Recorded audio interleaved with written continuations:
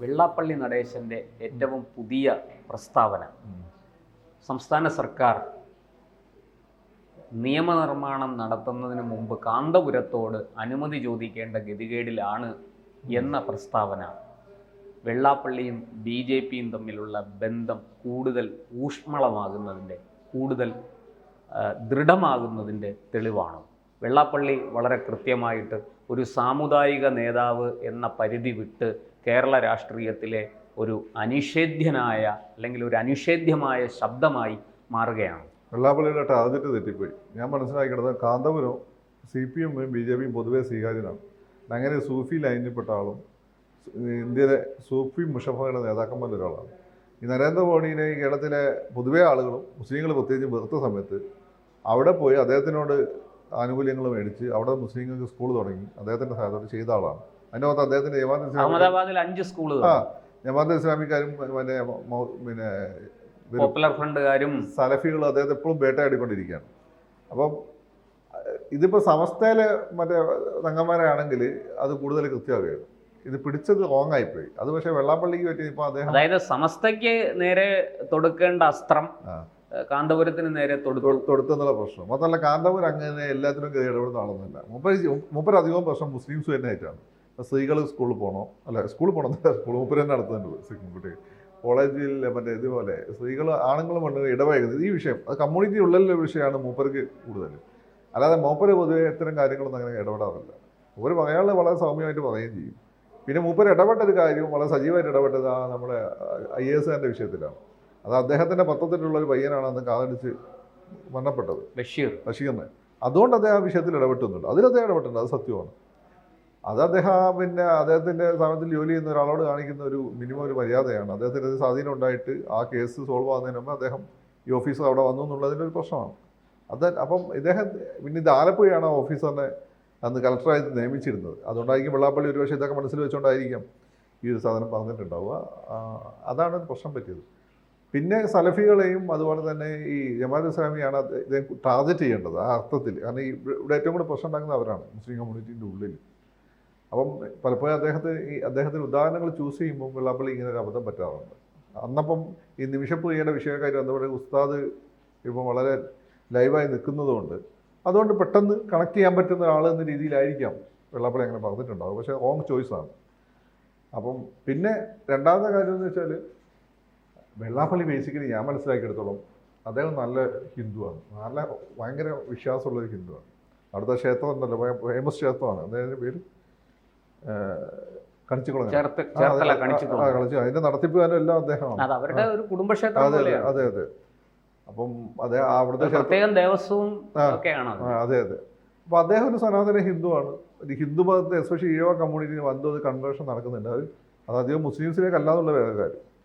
ഇതൊക്കെ ഈ കൺസേൺ അല്ലാതെ അത് തെക്കൻ തിരുവിതാംകൂർ സൈഡിലാണ് കൂടുതലായിട്ട് നടക്കുന്നത്.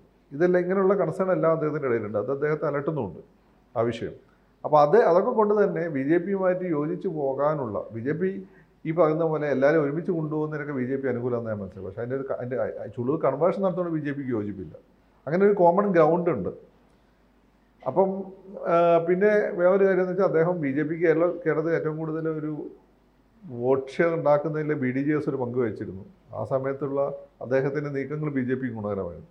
ഇപ്പോൾ ഒരു പ്രശ്നം വെച്ചാൽ ഇപ്പം എന്തിനും ജാതി കാണുന്ന ചില BJPയുടെ പുതിയ പട്ടിക വന്നപാട് ഈഴവർക്ക് സ്വാധീനം ഇല്ലാതെ വന്ന സംഭവം തുടങ്ങിയിരുന്നു. പക്ഷേ മൂപ്പരത് ഏറ്റുപിടിച്ചിട്ടില്ല. കാരണം RSS ഒന്നാമത് അവർ ജാതി നോക്കുന്ന ആളുകളല്ല. പിന്നെ അന്ന് അർഹിക്കുന്ന ജാതിൻ്റെ പുറത്ത് പിന്നെ അർഹിക്കുന്ന പരിഗണന കൊടുക്കാതെ ഇരുന്നിട്ടുമില്ല. അപ്പോൾ RSS നോക്കി നടത്തുന്ന ഒരു സംഘടന നിങ്ങൾ ഈഴവരെടുത്തില്ല ആരെടുത്തില്ല എന്ന് പറയുന്ന ഒരു അർത്ഥമില്ല. കൊള്ളാവുന്ന ടീമിനെയാണ് അവരെടുത്തിട്ടുള്ളത്. അപ്പോൾ അദ്ദേഹം അത് ഏറ്റുപിടിച്ചില്ല എന്നുള്ള അദ്ദേഹത്തിൻ്റെ സ്വഭാവം വെച്ച് വളരെ ഇമ്പോർട്ടൻ്റ് ആണ്. അപ്പോൾ അതുകൊണ്ട് എനിക്ക് തോന്നുന്നു രാജീവിൻ്റെ അണ്ടറിലുള്ള ഇപ്പോൾ BJP ആയിട്ട് നല്ല ബന്ധം കാത്തുസൂക്ഷിക്കാൻ തന്നെയാണ് അദ്ദേഹത്തിൻ്റെ തീരുമാനം. അതായത് ജാതിക്കാരുടെ ഇറക്കി വെള്ളാപ്പള്ളിയും BJPയും തമ്മിൽ അകറ്റാം. അതെ അതെ അതെ.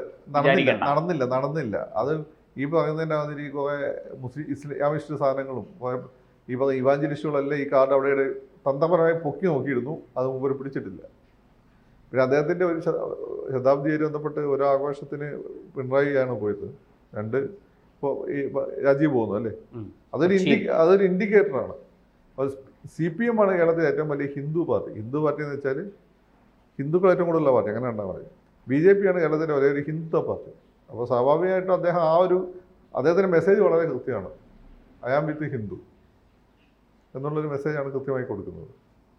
അല്ല, അദ്ദേഹം നേരത്തെ നമ്പൂതിരി മുതൽ നായാടി വരെ എന്നാണ് പറഞ്ഞിരുന്നത്. നസ്രാണി കൂടി എടുത്തു, ഇപ്പൊ അതിൽ നസ്രാണിയെ കൂടെ ഉൾപ്പെടുത്തിയിരിക്കുന്നു. അതിപ്പോഴത്തെ സാഹചര്യം വെള്ളാപ്പള്ളിനെ പോലെ പുതിയ സാഹചര്യങ്ങൾ മനസ്സിലാക്കി. അല്ല, അതിനെ ഈ ഇപ്പൊ കാന്തപുരത്തിനെതിരായ സ്റ്റേറ്റ്മെന്റുമായിട്ട് നമ്മൾ കൂട്ടിച്ചേർത്ത് വായിക്കേണ്ടതുണ്ടോ? കാന്തപുരത്തോട് എനിക്ക് തോന്നുന്നില്ല നസ്രാണികൾക്ക് പ്രശ്നമുണ്ട്. അല്ല, കാന്തപുരത്തിനോട് വെള്ളാപ്പള്ളിക്കോ നസ്രാണികൾക്കോ പ്രശ്നമുണ്ട് എന്നുള്ളതല്ല. പക്ഷെ അദ്ദേഹം പറഞ്ഞു വന്നപ്പോൾ താങ്കൾ പറഞ്ഞ പോലെ ഒരു സ്ലിപ്പ് ഓഫ് ദ ടങ് ആകാം. അത് സമസ്തക്കെതിരെ പറയേണ്ടത് അദ്ദേഹം പൊതുവായിട്ടൊരു ഒരു മത നേതാവിനെതിരെ, ഒരു ആധ്യാത്മിക അല്ലെങ്കിൽ ഒരു ആത്മീയ ആചാര്യനെതിരെ എന്നുള്ള നിലയിലേക്ക് അത് മാറിപ്പോയതാകാം. പക്ഷേ ഈ പറഞ്ഞതുപോലെ അദ്ദേഹം ഈ സമസ്തയുടെ അടക്കം ഈ പറഞ്ഞ അങ്ങനത്തെ ഒരു ത്രെട്ട് നിലവിലുണ്ടെന്നും അതുകൊണ്ട് നായാടി മുതൽ നസ്രാണി വരെയുള്ളവരുടെ ഒരു ഐക്യം വേണമെന്നും അങ്ങനെ ഇതിലത് വായിച്ചെടുക്കാൻ നമുക്ക് കഴിയുന്നു. കേരള രാഷ്ട്രീയത്തിന് ഒരു പെർമുട്ടേഷൻ കോമ്പിനേഷൻ ഉണ്ട്. അതെല്ലാം ക്രിസ്ത്യാനികളാണെങ്കിലും മുസ്ലിങ്ങളാണെങ്കിലും അവർ നിൽക്കേണ്ടടുത്ത് നിന്ന് കഴിഞ്ഞാൽ പ്രശ്നമൊന്നുമില്ല, അതങ്ങനെ പോകും. ഇവരങ്ങോട്ടും ഇങ്ങോട്ടും മാറുന്നതിനനുസരിച്ചാണ് കേരളത്തിൽ മുന്നണി രാഷ്ട്രീയത്തിൽ മാറ്റം ഉണ്ടായത്.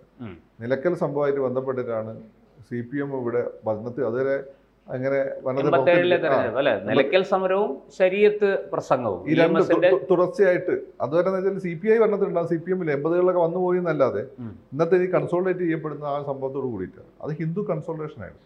മൈനോറിറ്റീസ് പിന്നെ കോട്ടയംകാരുടെ ഭാഷ പറഞ്ഞ കുൽസിത മാർഗങ്ങൾ തേടിക്കൊണ്ട് കാര്യങ്ങൾ ചെയ്യുന്നുള്ള തോന്നുന്നു. അന്നത് ആൻറ്റി ക്രിസ്ത്യനും കൂടിയായിരുന്നു അത്. അങ്ങനെയാണ് അത് CPM ആ രീതി കൺസോൾട്ടേറ്റ് ചെയ്യപ്പെടുന്നത്, എസ്പെഷ്യലി സദേൺ സൈഡിൽ. പിന്നെ അത് കഴിഞ്ഞ് നമുക്ക് രണ്ട് സംഭവങ്ങൾ അതിനകത്ത് പറയാനുണ്ട്. ഒന്ന് അങ്ങ് പറഞ്ഞ നിലയ്ക്കൽ സംഭവം, രണ്ട് തളി ക്ഷേത്രവുമായി ബന്ധപ്പെട്ട കോഴിക്കോട് മലപ്പുറം ജില്ലയിൽ നടന്ന സമരം. ഇത് രണ്ടും വാസ്തവത്തിൽ ശക്തിപ്പെടുത്തിയത് അങ്ങ് പറഞ്ഞത് അനുസരിച്ചാണെങ്കിൽ CPM-നെ. കാരണം മൈനോറിറ്റീസിന് ഏറ്റവും കൂടുതൽ അവരോട് ഒരു നോ എന്ന് പറയാൻ അന്ന് ശേഷി ഇന്നത്തെ പോലെ തീരെ ശേഷിയില്ല, ആയിരുന്നില്ല എങ്കിൽ പോലും കുറച്ച് ശേഷിക്കുറവ് കോൺഗ്രസിനായിരുന്നു. LDF അന്ന് കണാരട്ടൻ, നാദാപുരം, EMS നിർത്തേണ്ടടുത്ത് നിർത്തിയായിരുന്നു. എന്നാൽ കരുണാകരൻ ഇന്നത്തെ പോലെ അല്ല, അദ്ദേഹം പറയുമായിരുന്നു, പക്ഷേ അദ്ദേഹം വിഷമിപ്പിക്കാതെ പറയുമായിരുന്നു. അതാണ് അന്നത്തെ ഒരു രീതി. അപ്പോൾ അവർ കോൺഗ്രസുമായിട്ടാണ് കൂടുതൽ ചേർന്ന് നിന്നത്. അത് പൊട്ടിയത് 5ാം സ്ഥാനം ലീഗ് ചോദിച്ചോട് കൂടിയിട്ടാണ്. അതാണ് ഇപ്പോൾ ഇത്രയും കാലം പ്രതിപക്ഷത്തിരിക്കുന്നത്. ഇപ്പം അതിൻ്റെ പുറത്ത് ഈ മതപരിവർത്തന അജണ്ടയൊക്കെ ആയിട്ട് ബന്ധപ്പെട്ടിട്ട് കുറേ ഫ്രിഞ്ച് മുസ്ലിം എലമെൻറ്റുകൾ ഇറങ്ങിയിട്ടുണ്ട്. അവർ വളരെ ശക്തമായി അതിനെ പ്രൊമോട്ട് ചെയ്യുന്നു. നമ്മളൊക്കെ അതിനെതിരാണ്, പക്ഷെ അവരതിനെ പ്രൊമോട്ട് ചെയ്യുന്നുണ്ട്. ഇതൊക്കെ ക്രിസ്ത്യൻ കമ്മ്യൂണിറ്റി ഉണ്ടാക്കുന്ന ഒരു പ്രശ്നമാണ്. പിന്നെ അതുപോലെ തന്നെ ഈ പറഞ്ഞ ലവ് ജിഹാദ് എന്നുള്ള സാധനം അതുണ്ടോ ഇല്ല എന്നൊക്കെ കോടതിയൊക്കെ പറയട്ടെ, പക്ഷേ ആ ഒരു പേടി ക്രിസ്ത്യൻ കമ്മ്യൂണിറ്റി ഭയം കാര്യമായിട്ടുണ്ട്. പിന്നെ ഈ ആദ്യ വിഷയം ഈഴവ കമ്മ്യൂണിറ്റിയിൽ ഒരു പേടി ഉണ്ടാക്കിയിട്ടുണ്ട്.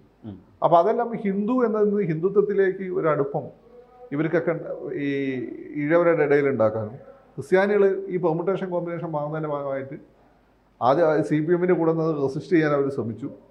അവിടെയാണ് ഈ പറഞ്ഞ ചില CPM അത് വലിയ പരിധി വരെ അത് കേട്ടിട്ടുണ്ട്. ഇപ്പോൾ സുംബ നൃത്തമൊക്കെ ആയിട്ട് ബന്ധപ്പെട്ട് ശിവൻകുട്ടി ശക്തമായ നിലപാടൊക്കെ എടുത്തു. പക്ഷേ ഇനി കുറച്ചും കൂടി അത് BJP അവരെ കൂടുതൽ അവരിലേക്ക് എത്തിപ്പെടാൻ വേണ്ടി ശ്രമിക്കുമ്പോൾ കുറച്ചും കൂടി തുറന്ന മനസ്സോടുകൂടി അവർ വെൽക്കം ചെയ്യാവുന്നൊരു പ്രവണത ഇപ്പോൾ ഉണ്ട്. അതായിരിക്കും അദ്ദേഹം അഡ്രസ്സ് ചെയ്തിട്ടുണ്ടാവുക. ഇത് ഒരു കാര്യം ഞാൻ പറഞ്ഞുതരാം. കേരള രാഷ്ട്രീയ പെർമുട്ടേഷൻ കോമ്പിനേഷനാണ്. ആ പെർമുട്ടേഷൻ കോമ്പിനേഷനിൽ ഹിന്ദുക്കളെ ടേക്കൺ ഫോർ ഗ്രാൻഡഡ് ആയിട്ട് എടുത്ത് ന്യൂനപക്ഷങ്ങൾ കളിച്ചു കഴിഞ്ഞാൽ 8ന്റെ പണി കിട്ടും. അത് നിങ്ങൾ ഏത് എടുത്തു നോക്കിയാൽ മതി. അത് നിലയ്ക്കൽ സമരം എടുത്താലും 2011 തെരഞ്ഞെടുപ്പിന് മുമ്പ് നമ്മുടെ MES ഗഫൂർ പറഞ്ഞതും അങ്ങനെയാണല്ലോ, കേരളം ആര് ഭരിക്കണമെന്ന് ഹിന്ദുക്കൾ തീരുമാനിക്കും എന്നായിരുന്നു അദ്ദേഹത്തിന്റെ സ്റ്റേറ്റ്മെന്റ്. അത് അന്വർത്ഥമാക്കുന്ന ഒരു ഇടപാടാണ്. അല്ലെങ്കിൽ അതിന്റെ പുറത്തെന്ന് വെച്ചാൽ അത് മറികടക്കാൻ വേണ്ടിയിട്ടാണ് ഈ കൺവേർഷൻ അജണ്ടയായിട്ട് ഇവർ മുന്നോട്ട് വന്നത്. അതിൽ ക്രിസ്ത്യൻ ഫ്രിഞ്ച് എലമെന്റ് സൈലന്റ് ആയിട്ട് തന്ത്രപരമായി വിജയകരമായി മുന്നോട്ട് പോകും. മുസ്ലിം ഫ്രിഞ്ച് എലമെന്റ് ഒരുപാട് സൗണ്ട് ഉണ്ടാക്കി, പ്രശ്നം ഉണ്ടാക്കി, മണ്ടത്തരം കാണിച്ചിട്ട് ആണ് സക്സസ്ഫുൾ അല്ലാതെയാണ് മുന്നോട്ട് പോകുന്നത്. അവർക്ക് അത്ര ആളെ കിട്ടുന്നില്ല. സത്യത്തിൽ പ്രശാന്തിന് തന്നെ അറിയാലോ, ഇവിടെ സദാൻ ട്രാവൻകൂർ നോക്കിയാൽ പ്രശാന്തിന് മനസ്സിലാവും. അവരാണ് ഏറ്റവും കൂടുതൽ കൺവേർട്ട് ചെയ്യുന്നത്. പക്ഷേ ഇത് രണ്ടും അപകടമാണ്. മുസ്ലിമായിട്ടിരിക്കുക, ക്രിസ്ത്യാനിയായിരിക്കുക. നിങ്ങൾ മുസ്ലിമായിരുന്നുകൊണ്ട് ക്രിസ്ത്യാനിയായിരുന്നുകൊണ്ട് ഹിന്ദുക്കളെ സഹായിച്ചു. മതം മാറ്റം എന്നുള്ള അജണ്ടയായിട്ട് ബന്ധപ്പെട്ട് ഭരണഘടന പറഞ്ഞിട്ടുണ്ടെന്ന് വിചാരിച്ച് അതുമായിട്ട് വന്നു കഴിഞ്ഞാൽ അത് ഇവിടെയുള്ള സോഷ്യൽ സാമുദായിക സന്തുലനത്തെ തകർക്കും. എന്നാൽ ഭീകരമായി തകർക്കും. ആനന്ദ് പറഞ്ഞൊരു കാര്യമുണ്ട്, കേരളത്തിൽ വർഗീയത എന്ന് വെച്ചാൽ അത് പെട്ടെന്ന് പിടിക്കില്ല.